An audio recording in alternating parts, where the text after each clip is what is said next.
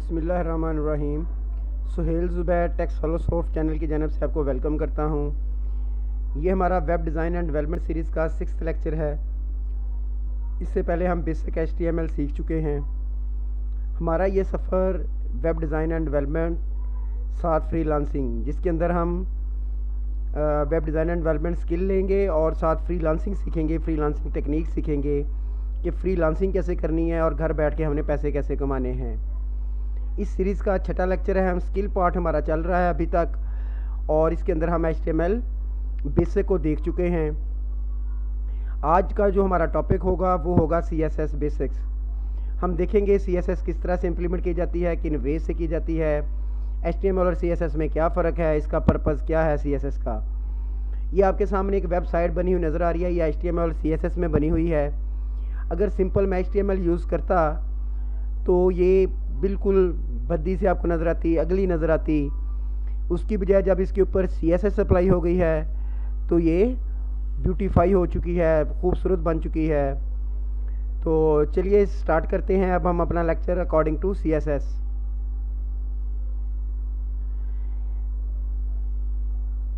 CSS क्या होता है जी? केस्केडिंग स्टाइल शीट होता है। केस्केडिंग से मतलब मुराद कि बहुत सारी हम स्टाइलिंग इसके ऊपर कर सकते हैं और हर एक की अपनी अपनी प्रेसिडेंस होती है। CSS stand for cascading style sheet, style define how to display HTML element. हाँ जी, ये CSS ही बताती है कि एलिमेंट को डिस्प्ले कैसे करना है, नज़र कैसे आए, ब्यूटीफाई कैसे करना है। Style are normally in store in style sheets में ये स्टोर होते हैं, और multiple style definition will cascade into one. बहुत सारे अभी हम करके देखेंगे, ये चीज़ मैं आपको सिखाऊंगा कि मल्टीपल स्टाइल्स होते हैं, कैस्केड हुए होते हैं, हर एक की अपनी अपनी प्रेसिडेंस होती है। जो हमें बात समझ में आई है वो ये है कि अगर आपने अपना HTML कंटेंट ब्यूटीफाई करना है तो उसके लिए आपको CSS की ज़रूरत है। ये देखें जी, जो डेफिनेशन मैं करके आया उसे मैं दिखा रहा हूँ आपको। ये हमने फॉर्म बनाया, फॉर्म बनाना हम सीख चुके हैं। हमने फॉर्म बनाया विदाउट CSS, ये आपके सामने किस तरह से नज़र आ रहा है, और जब मैंने इसके ऊपर CSS अप्लाई की तो तब ये कैसे नज़र आ रहा है। ये डिफरेंस आपको नज़र आ रहा है इसके अंदर। इसका मतलब ये हुआ कि CSS आपके HTML एलिमेंट को ब्यूटीफाई करके स्क्रीन पर दिखाता है। लुक एंड फील जो मिलती है वो CSS से मिलती है, और HTML का काम जस्ट स्ट्रक्चर खड़ा करना है। HTML का काम सिर्फ स्ट्रक्चर बनाना है।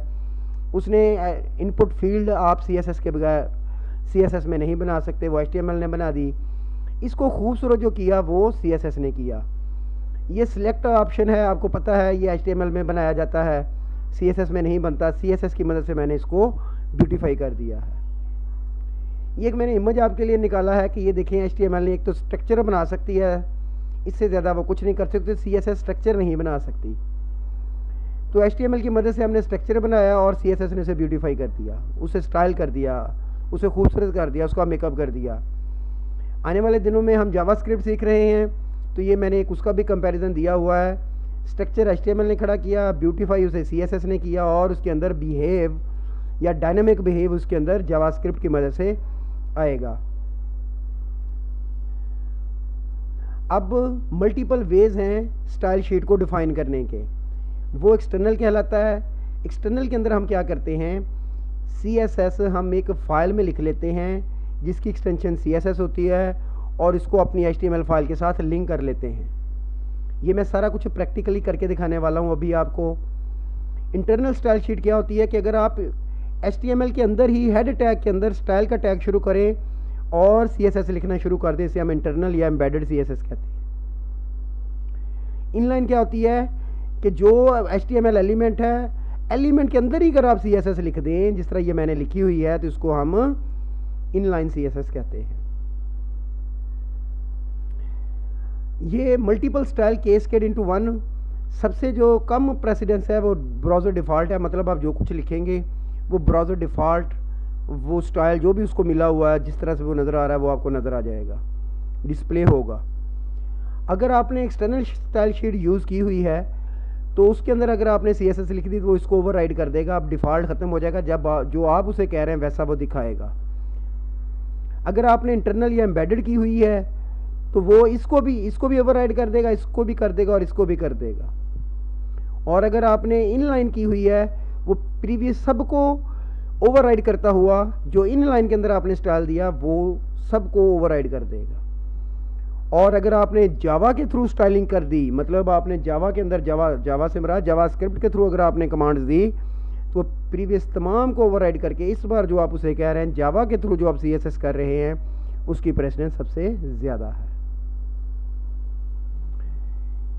जिसकी CSS करनी होती है उसको हम सिलेक्टर कहते हैं। जिस तरह मैं कह रहा हूँ मैं पैराग्राफ की CSS करने वाला हूँ, इसको हम सिलेक्टर कहते हैं। यहाँ पे डिव हो सकता है, लिस्ट आइटम हो सकता है, इमेज हो सकता है, कुछ भी हो सकता है, इसको हम सिलेक्टर कहते हैं। फिर करली ब्रेसेस स्टार्ट करते हैं और उसके बाद हम प्रॉपर्टीज़ लिखते हैं कि मैं किसकी कौन सी प्रॉपर्टी पैराग्राफ की चेंज करने वाला हूँ। मैं कहता हूँ जी मैं फॉन्ट साइज इसका चेंज करने वाला हूँ, ये प्रॉपर्टी ये वैल्यू कहलाती है। मैं पैराग्राफ की 2 प्रॉपर्टीज़ यहाँ पे चेंज करने वाला हूँ एक फॉन्ट साइज और उसका बैकग्राउंड कलर। ये सिंटैक्स है जी, CSS रूल स्टाइल रूल है, CSS लिखने का तरीकाकार है। पहले तो आप बताएंगे सिलेक्टर कि किसकी CSS करने वाले हैं, सिलेक्टर की डिफरेंट टाइप्स हैं जो आप उम्मीद देखेंगे। उसके बाद आप प्रॉपर्टी और उसकी वैल्यू बताते हैं और लास्ट में सेमीकोलन लगाते हैं, टर्मिनेटर। अब टाइप ऑफ सिलेक्टर देख लेते हैं। सबसे पहले है जी एलिमेंट टाइप, मतलब HTML बॉडी के ऊपर कर रहे हैं आप, पैराग्राफ के ऊपर कर रहे हैं, हॉरिजॉन्टल रो के ऊपर कर, लाइन के ऊपर कर रहे हैं, H1 H2 सो ऑन के ऊपर कर रहे हैं, तो यह क्या कहलाती है, ये सिलेक्टर कौन सा कहलाता है, HTML। पहले एलिमेंट, पहले इसको देख लेते हैं, फिर हम आगे ID, फिर आगे क्लास और फिर आगे ग्रुप की सूरत में मूव करेंगे। प्रैक्टिकली हम करके देख लेते हैं जी।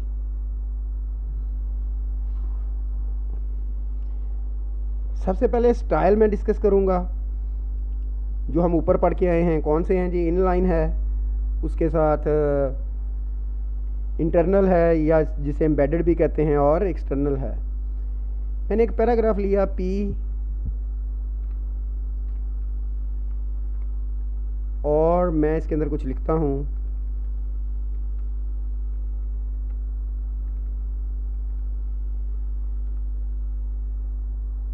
This is CSS basic.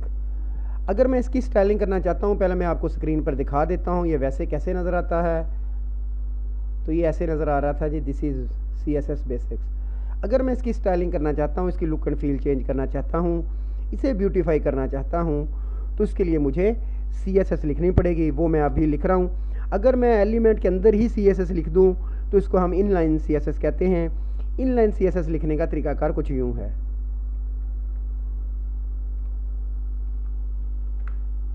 Style का टैग आप यूज़ करेंगे, एट्रीब्यूट यूज़ करेंगे और इसके अंदर लिखेंगे फॉन्ट साइज मैंने कर दिया,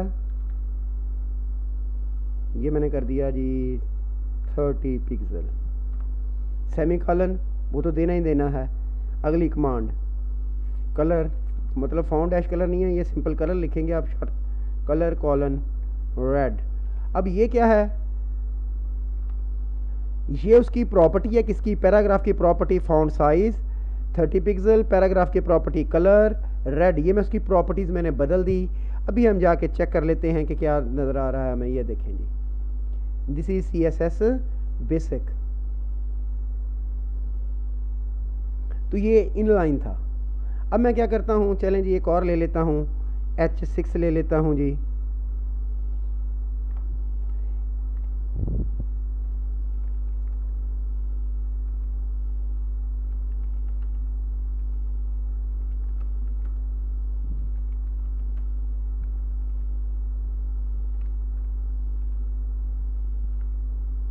ये लें जी। अब इसको देख लेते हैं ये कैसे नज़र आ रहा है। ये ऐसे नज़र आ रहा है जी, बहुत स्मॉल सा। तो क्यों ना इसकी भी CSS कर दी जाए, इसे भी ब्यूटीफाई किया जाए। चलें जी, इनलाइन CSS कैसे करते हैं, स्टाइल इक्वल डबल कोट्स के अंदर आपने सारी CSS रखनी होती है। मैं इसको कहता हूँ बॉर्डर। अब मैं एक ही लाइन के अंदर काफ़ी सारी चीज़ें दे दूँगा। 2 पिक्सल, सॉलिड रेड। ये देखें जी, मैं कह रहा हूँ बॉर्डर लगाओ, उसकी थिकनेस 2 पिक्सल हो, उसका स्टाइल डॉटर भी हो सकता है, सॉलिड भी हो सकता है, सॉलिड हो, और बॉर्डर का कलर रेड हो। एक बात, फाउंड साइज़ बहुत छोटा सा नज़र नहीं आ रहा, फाउंड साइज़ वो मैंने इसे कर दिया 20 पिक्सल। ये मैंने इसकी दो प्रॉपर्टीज़ आपके सामने चेंज की, एक बॉर्डर लगाया उसको और एक उसका फाउंड साइज़ रखा। चलें जी जाके चेक करके आते हैं ये अब कैसे नज़र आ रहा है हमें।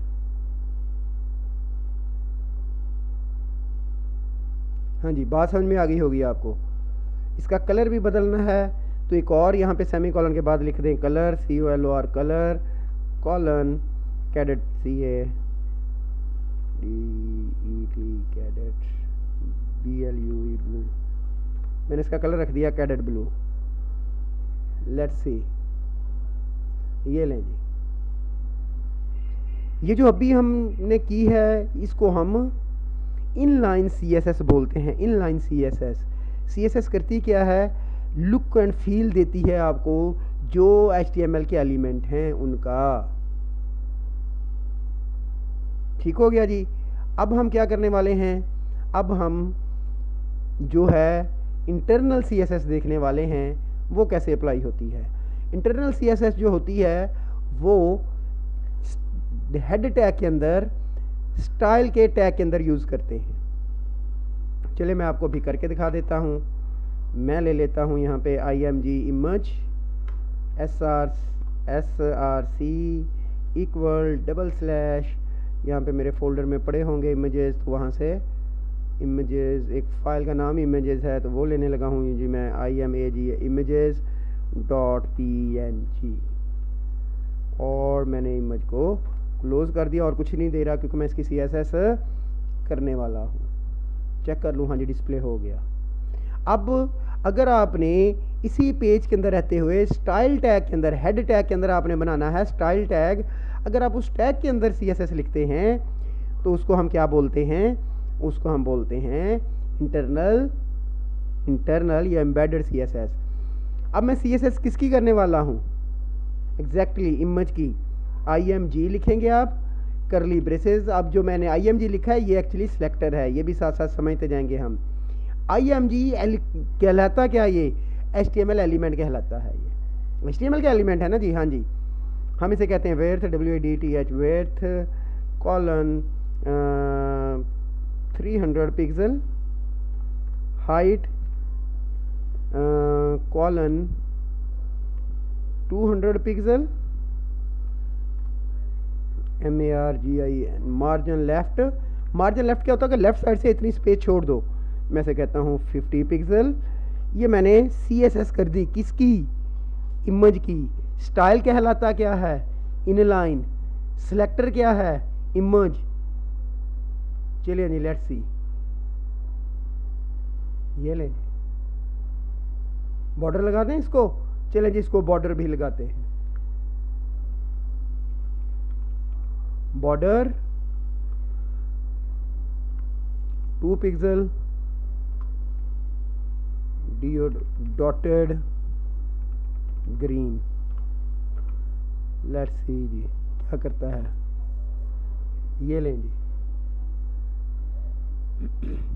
ये हमने कौन सी CSS करके देखी, एक्सटर्नल, इंटरनल या एम्बेडेड। अब हम एक और काम कर लेते हैं, हम इमेज के बाद BR दे देते हैं ताकि न्यू लाइन पे पहुंच सकें। और अब हम क्या करने वाले हैं, अब हम एक डिव बनाने वाले हैं। डिव बनाना मैं आपको सिखा चुका हूँ। इंटरनल के एक और एग्जांपल मैं आपको देता चलूँ। चलें जी,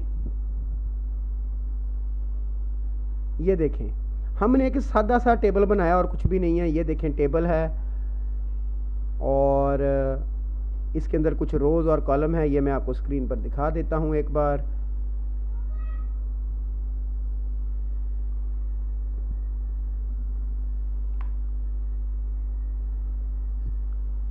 ये देखें जी, सादा सा टेबल आपको बनाने आता है।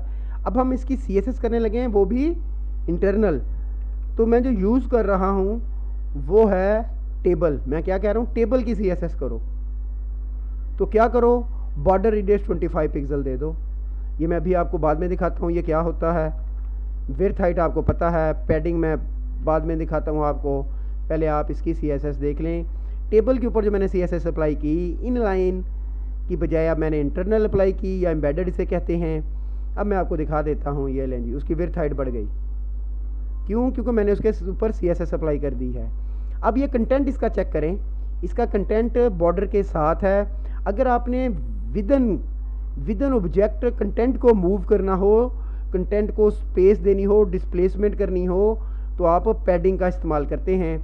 मैंने इसे कहा जी पैडिंग 20 पिक्सल। तो इसका मतलब, अच्छा अब ध्यान कीजिएगा, ये टेबल को मैं पैडिंग दे रहा हूँ। किसको पैडिंग दे रहा हूँ? टेबल को पैडिंग दे रहा हूँ। इससे क्या होगा कि टेबल के अंदर क्या होता है, रोज एंड कॉलम्स होते हैं, मतलब जिसे हम सेल कहते हैं, वो चारों तरफ से 20 पिक्सल दूर हो जाएंगे। अभी मैं आपको अब दिखा रहा हूँ जी, ये देखें, ये टेबल का बॉर्डर था, इसके अंदर जो चीज़ें थी उसने इनसे 20 पिक्सल का फासला अख्तियार कर लिया, 20 पिक्सल दूर हो गए। सिर्फ जस्ट पैडिंग यूज़ करेंगे, इसका मतलब टॉप, लेफ्ट, बॉटम, राइट सारी साइडों से है। अगर आप इसे कहते हैं जस्ट 20 पैडिंग डैश टॉप, ये सिर्फ टॉप से करता, पैडिंग डैश टॉप। ये समझाने के लिए कर रहा हूँ, इसको आप देख रहे हैं एक बार रिफ्रेश। ये देखें बाकी साइडें ख़त्म हो गई, वो जुड़ गई दोबारा जाके साथ ही, और टॉप से हमने पैडिंग हो गई। तो इसलिए जहाँ से आपने पैडिंग करनी हो वो आप कर सकते हैं। मैं चारों साइडों से पैडिंग करना चाहता हूँ, दैट्स वाई मैंने जस्ट पैडिंग लिखा था ऐसे। ये एक और एग्जांपल थी किसकी, इंटरनल या एम्बेडेड CSS की। कैसे किया, हेड टैग के अंदर स्टाइल का टैग बनाया और उसके अंदर मैंने जिसकी CSS करनी थी वो लिखा, इसको सिलेक्टर बोलते हैं, फिर करली ब्रेसेस लगाई, और ये अब एक चीज़ रह गई और वो है बॉर्डर रेडियस। पैडिंग और मार्जिन में दोबारा फ़र्क अभी समझाता हूँ। बॉर्डर ये देखिए स्क्वायर है ये, तो इसके कॉर्नर बने हुए, इसको गुलाई करना चाहते हैं तो कमांड है बॉर्डर रेडियस। अगर आप बॉर्डर रेडियस से सिर्फ इसका करना चाहते हैं, जस्ट इसका, तो आप लिखेंगे border radius top left, border radius top left. इसका करना चाहते हैं तो बॉर्डर रेडियस टॉप राइट। सब का करना चाहते हैं तो बॉर्डर रेडियस लिख देंगे, जस्ट जिस तरह मैंने लिखा हुआ। ये देखें एग्जैक्ट परफेक्ट। चलें जी, अब हम चलते हैं अपनी एक्सटर्नल CSS की तरफ। एक्सटर्नल CSS हम करके देखें कि वो कैसे होती है जी। मैं एक डिप बना रहा हूँ,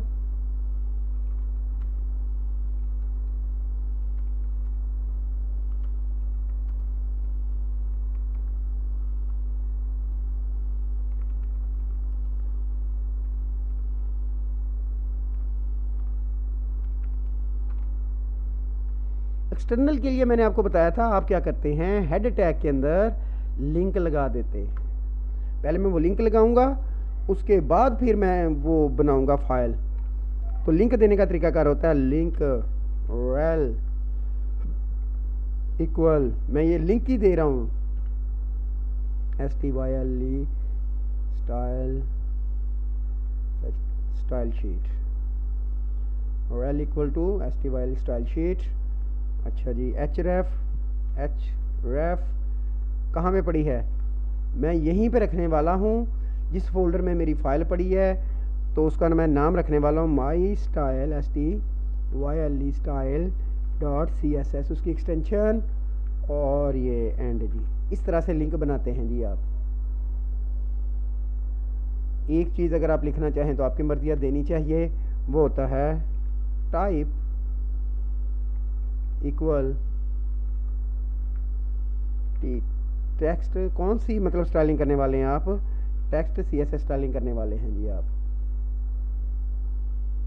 ये मैंने लिंक लगा दिया। अब ये फाइल कहाँ है ही नहीं, ये है वो फोल्डर जहाँ पे मेरी फ़ाइल पड़ी हुई है लेक्चर 6, बट माई स्टाइल नामी फ़ाइल यहाँ पे मौजूद नहीं है। तो उसका तरीकाकार मैंने न्यू किया, लैंग्वेज आके सिलेक्ट कर ली CSS, और इसको सेव मैं कर रहता हूँ। पहले फाइल सेव एज, तो इसका नाम है जी माई STYLE स्टाइल .css। अब एक्सटेंशन इसकी CSS है, माई स्टाइल .css सेव। अब आपने कैसे लिखना है, आपने लिखना है जी किसकी CSS करने वाला हूँ? div की। सिलेक्टर मेरा div है, width, विड्थ इसकी 300 पिक्सल, हाइट इसकी height height 200 pixel, background colour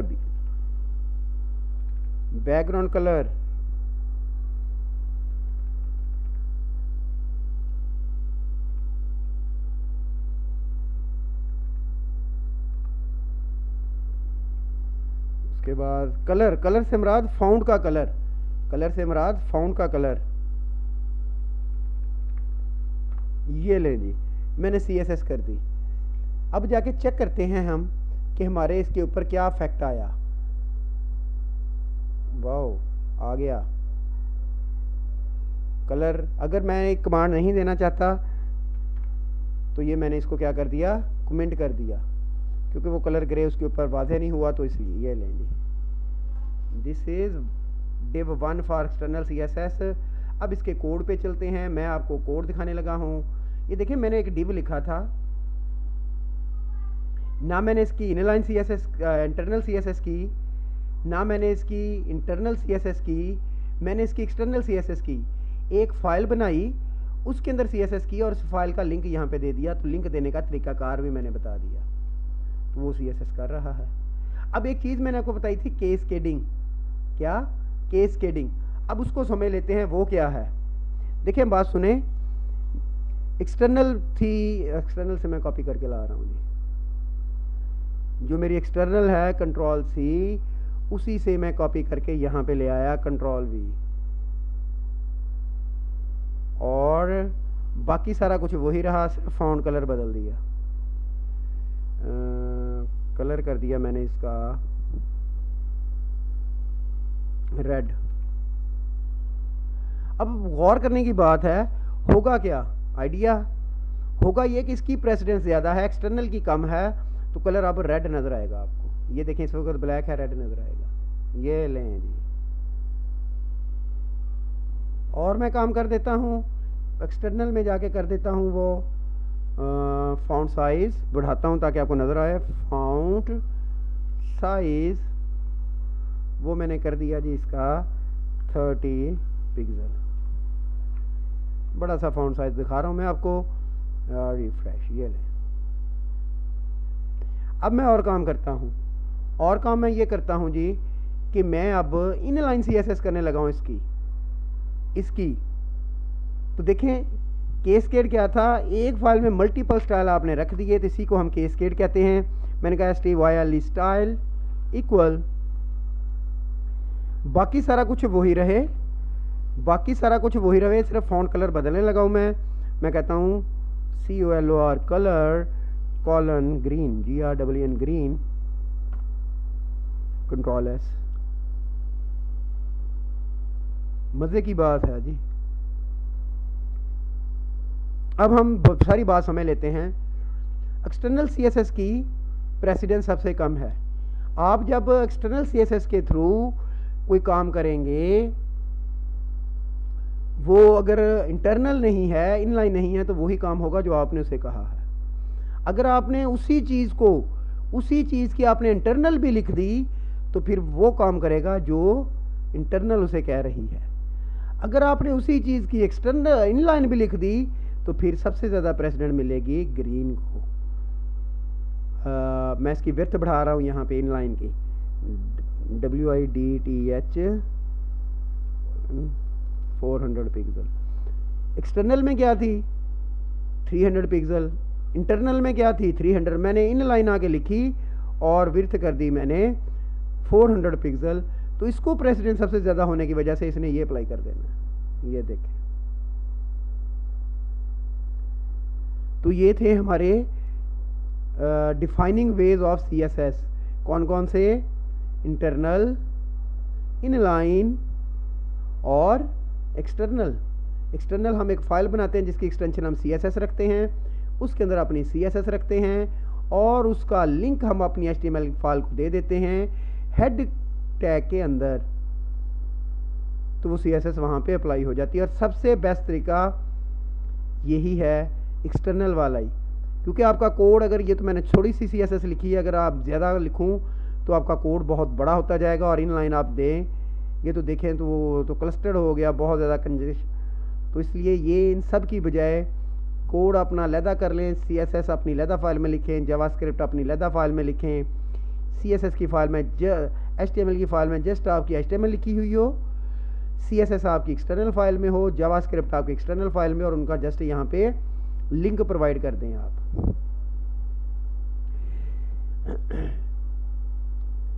चलिए जी, अब हम अगली चीज़ जो देखने वाले हैं वो CSS सेलेक्टर्स देखने वाले हैं। CSS सेलेक्टर्स देखने वाले हैं जी अब हम जी। तो अब तक जितना भी मैंने काम किया है CSS का सेलेक्टर के अंदर, मैंने जो सिलेक्टर यूज़ किया है एक्चुअली वो अब तक HTML एलिमेंट था। ये इमेज HTML का एलिमेंट है, div HTML का एलिमेंट है, p HTML का एलिमेंट है। तो ये एक तरीकाकार है CSS अप्लाई करने का। मतलब कि अगर आप div चले मैं और करके दिखा देता हूँ जी आपको, ताकि आपको वाज़ेह हो सके। ये मैंने ले लिया H3,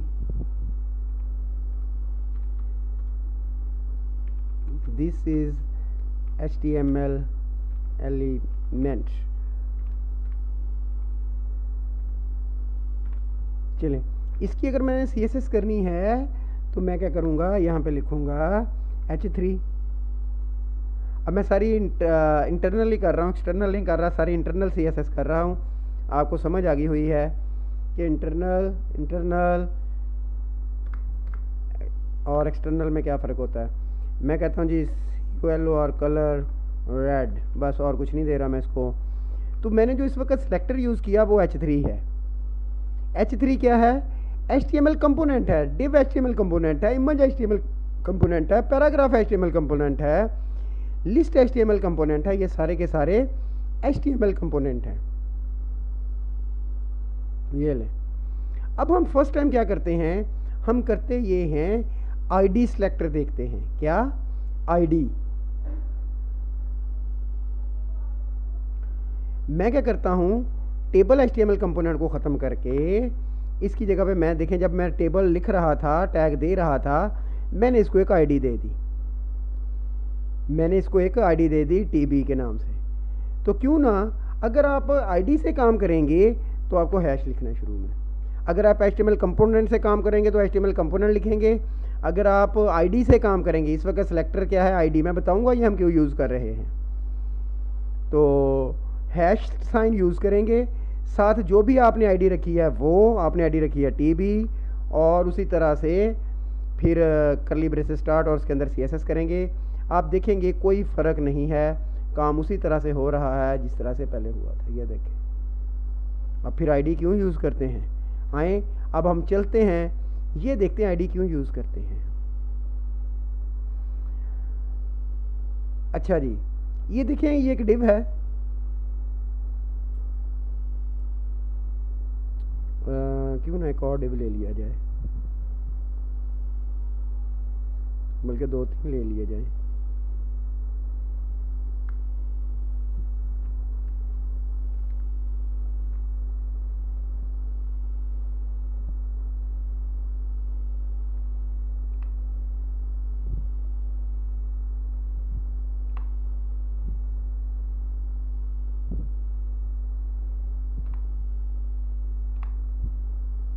यहाँ पे डिव दिया हुआ है, ये अब पहले वाला मैं ख़त्म कर रहा हूँ। चलें, यहीं से बस समझ लेंगे आप बात को।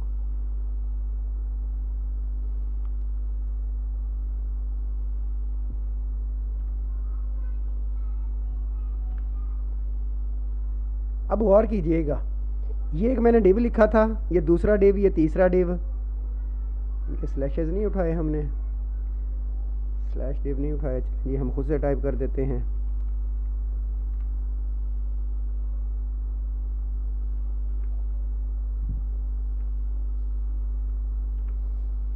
इसकी इंटरनल CSS हुई हुई है, इंटरनल CSS हुई हुई है। अब गौर कीजिएगा, ये देखें वो सब की हो गई।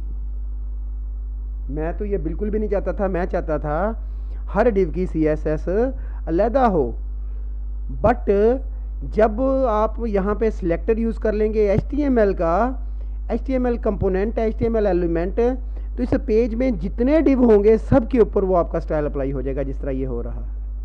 मैं तो ये नहीं चाहता था। तो क्या करेंगे, तो करेंगे ये कि हम सबको आईडीज़ देंगे, आइडेंटिफिकेशन देंगे। तो उसका तरीका करिए होता है, आप इसी तरह जिस तरह टेबल की आईडी लिखी तो ID इक्वल टू div1, और बाकी के ऊपर इसी तरह से आप अप्लाई करते जाएंगे।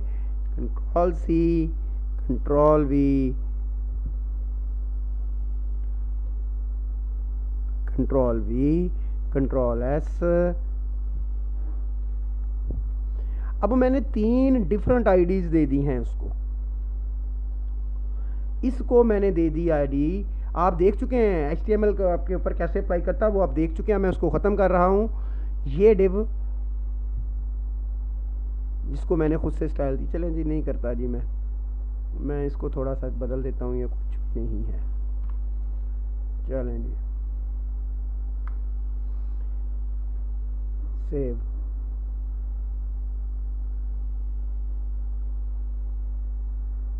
अब क्या हुआ भला, ये अब क्यों आ रहा है पता है आपको? ये इसलिए आ रहा है कि एक्सटर्नल CSS भी तो चल रही है ना ये वाली, इसलिए वो तब भी उसकी स्टाइलिंग किए जा रहा है। इसलिए मैंने आज आपको सारा कुछ एक ही बार दिखा रहा हूँ। ये देखें, this is div1 for external CSS 2 3। अब मैं div1 की CSS करना चाहता हूँ एक्चुअली। किसकी? div1 की। तो मैंने फिर क्या किया, मैंने देखा कि अगर मैं HTML कंपोनेंट यूज़ करूँ तो मेरे पेज में जितने डिव होंगे वो सब के ऊपर CSS अप्लाई कर देगा। तो मैं अब ये करना चाह रहा हूँ कि हर एक की अलग-अलग से करना चाह रहा हूँ। इसके लिए मैंने हर डिव को एक आईडी दे दी, हर डिव को एक आईडी दे दी। अब मुझे क्या करना है, हर डिव की आईडी, अगर आईडी दी हुई है तो हैश से आपने यूज़ करना है, फिर आपने उसकी आईडी लिखनी है div1, और फिर आपने उसके अंदर कोड लिखना है, जो भी आप उसकी स्टाइलिंग करना चाहते हैं आपने वो लिखना है। Ctrl+C, Ctrl+V। अब ये होगा, आपको नज़र आएगा कि div1 की स्टाइलिंग हो गई। ये देखें। अब अगर आप div2 की, हर एक की अलग-अलग जो करना चाहते थे, अब हम div2 की करना चाहते हैं।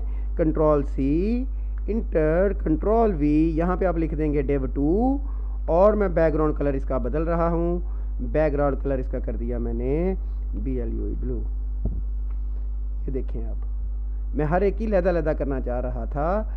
इस मकसद के लिए मैंने उन्हें, क्योंकि अगर मैं डिव रहने देता यहाँ पे तो जितने भी डिव होते पेज में सबकी कर देता। ये आ गया जी div3, Ctrl+C, इंटर, Ctrl+V। मैं कह रहा हूँ div3 की CSS कुछ यूँ कर दो कि इसका जो बैकग्राउंड कलर है वो सियान कर दो।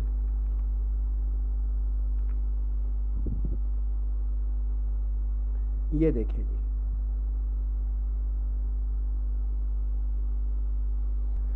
ये आपने आउटपुट देख लीजिए। अब थोड़ा सा मैं आपको पैडिंग समझाने लगा हूँ। और div1 है ना, अगर मैं इसकी पैडिंग करूँगा तो इसके अंदर जो कंटेंट होगा वो मूव कर जाएगा। पैडिंग 10 पिक्सल, गौर कीजिएगा बाप, पहले मैं आउटपुट दिखाऊंगा फिर आगे जाऊंगा। ये देखें, ये कंटेंट इसका यहाँ पे है, रिफ्रेश किया, वो देखें इसका कंटेंट बदल गया। अब मार्जिन आपने समझ लिया कि पैडिंग क्या होती है, ऑब्जेक्ट के अंदर कंटेंट मूव करेगा, डिस्प्लेसमेंट होगी उसमें। और मार्जिन क्या होगा, between content, between object, MAR margin top. अगर जस्ट मार्जिन लिखेंगे तो इसका मतलब ये होगा कि मार्जिन कैसे आए, top right bottom left, top right bottom left. मैं से जस्ट मार्जिन टॉप दे रहा हूँ, और जस्ट मार्जिन लिखेगा तो चारों साइडों से होगा 20 पिक्सल। ये कहाँ पे कर रहा हूँ मैं, div1 में कर रहा। मार्जिन बॉटम, टॉप से हो गया, बॉटम देना है, बॉटम।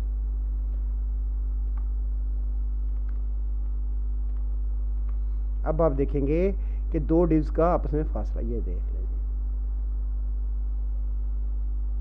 अगर मैंने ब्लू और सियान के दरमियान फासला करना है तो क्या करूं, यहाँ पे डिव 3 को मार्जिन टॉप दे दूं या ब्लू को मार्जिन बॉटम दे दूं, तो इनके दरमियान फासला आ जाएगा। अगर मुझे इसका कंटेंट बदलना है तो क्या करूं, जिसका बदलना है उस डिव को पैडिंग दूंगा मैं। तो मैं डिव 2 को जाके पैडिंग दे रहा हूं, पैडिंग 30 पिक्सल, पैडिंग 30 पिक्सल। अब आप देखेंगे कि ब्लू के अंदर जो टेक्स्ट है वो पैड हुआ है। इस डिव को अगर आप सेंटर करना चाह रहे हैं तो इसके लिए आपको क्या करना है, देखिए मैं एक आपको ट्रिक बताता हूं। आपने करना यह है मार्जिन, MARGIN, मार्जिन 10 पिक्सल और AUTO। इसका मतलब पता क्या होता है, अगर दो वैल्यूज दी हुई हों, टॉप बॉटम से 10 पिक्सल, लेफ्ट राइट से ऑटो, टॉप बॉटम से 10 पिक्सल, लेफ्ट राइट से ऑटो।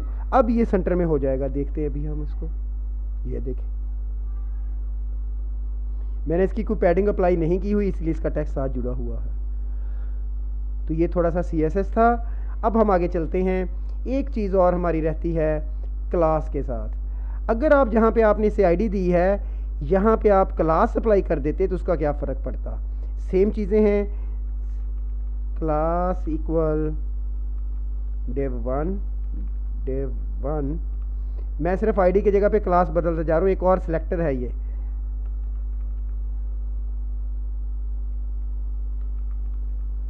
जब आपने ID देने के बजाय यहाँ पे लिख दिया क्लास, तो आपको क्या करना है, ऊपर जाके हैश की जगह पे आपको यूज़ कर लेना है जस्ट डॉट, और कुछ भी नहीं।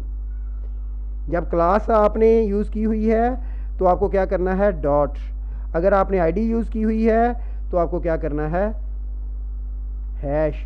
और जो सबसे ज़्यादा तरीका यूज़ होता है वो क्लास वाला है। ये ना कोई फ़र्क नहीं पड़ा, वो देखें काम वही हुआ है। आपने क्लासेस यूज़ करना है, आपको ID नहीं देने पड़ती, आप लिखते हो class equal to this, apply कर देते हैं जी। तो अगर आज को मैं लेक्चर को समराइज़ करूं तो आज हमने देखा CSS की बेसिक्स, हमने देखा किस तरह से इम्प्लीमेंट की जाती है, हमने इंटरनल CSS देखी, हमने इनलाइन देखी, हमने एक्सटर्नल देखी, फिर हमने सिलेक्टर्स देखे। HTML एलिमेंट एक सिलेक्टर होता है, ID एक सिलेक्टर होता है और क्लास एक सिलेक्टर होता है। एक ग्रुप होता है, वो आने वाले दिनों में करेंगे। फिर मैंने आपको मार्जिन और पैडिंग का फ़र्क भी समझाया, आपको ट्रिक बताया कि अगर आप किसी भी एलिमेंट को सेंटर में लेके जाना चाहते हो अब उसके अकॉर्डिंग टू देयर पेरेंट, तो आप उसका मार्जिन 0 ऑटो कर दो तो तब भी आपकी मर्ज़ी, जितना आपने रखना है ऊपर नीचे से फासला वो दे के ऑटो कर दोगे, लेफ़्ट राइट तब भी वो सेंटर हो जाएगा और रिस्पॉन्सिव भी हो जाएगा। Thank you very much. ये था हमारा आज का लेक्चर। अगर वीडियो पसंद आई हो तो लाइक और शेयर ज़रूर कीजिएगा। चैनल सब्सक्राइब नहीं किया हो तो चैनल सब्सक्राइब कर लें, क्योंकि इसके ऊपर कंप्लीट सीरीज़ आएगी जिससे मैं आपको web design and development complete सिखाई जाएगी और आपको एक कोशिश की जाएगी परफेक्ट किस्म का फ्रीलांसर भी बनाया जाए। Thank you very much. अल्लाह हाफिज़।